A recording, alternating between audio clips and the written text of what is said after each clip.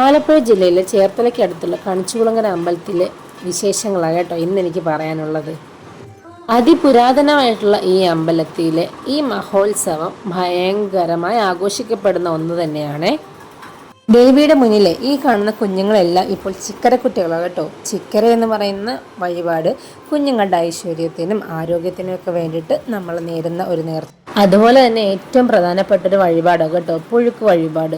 ദേവിക്ക് ഏറ്റവും പ്രിയപ്പെട്ട പുഴുക്ക് നമ്മൾ അർപ്പിക്കുന്ന ഒരു വഴിപാടാണ്. നമ്മുടെ ഐശ്വര്യത്തിനോ നമ്മുടെ രോഗങ്ങളിൽ നിന്നുള്ള മുക്തിക്ക് വേണ്ടിയിട്ടോ അല്ലെങ്കിൽ കാര്യസിദ്ധിക്ക് വേണ്ടിയിട്ടൊക്കെ നമ്മൾ നടത്തിക്കൊണ്ടുവരുന്ന ഒരു വഴിപാടാണ് കേട്ടോ പുഴുക്ക്. ഇനി ക്ഷേത്രത്തിൻ്റെ ഐതിഹ്യത്തിൽ ഒന്നലുണ്ടല്ലോ, ഇവിടെ കണിച്ചുകുളങ്ങരമ്മ അതായത് ഭദ്രകാളി ദേവിയാണ് കേട്ടോ കുടികൊള്ളുന്നത്. കൊടുങ്ങല്ലൂർ അമ്മയുടെ ഒരു ചൈതന്യം ബ്രാഹ്മണനാൽ ഇവിടെ എത്തിച്ചേർന്നു എന്നാണ് കേട്ടോ ഐതിഹ്യം വരുന്നത്. കണ്ടിച്ചുകുളങ്ങര അതായത് കുളത്തിൻ്റെ കര എന്നാണ്.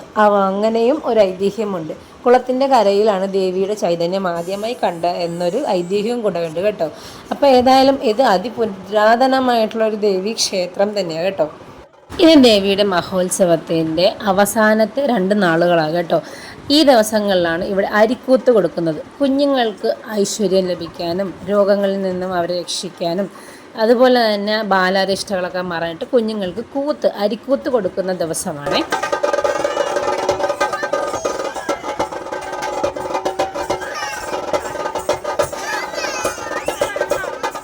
കണിച്ചുകുളങ്ങര ദേവി വസൂരിമാലയെ തളച്ചതിന് ശേഷം ദേവിയുടെ ഭൂതഗണങ്ങൾ ദേവിക്ക് വേണ്ടിയിട്ട് ആഘോഷത്താൽ നൃത്തം ചെയ്ത ഒരു കലാരൂപമാണ് ഈ അരിക്കൂത്ത്.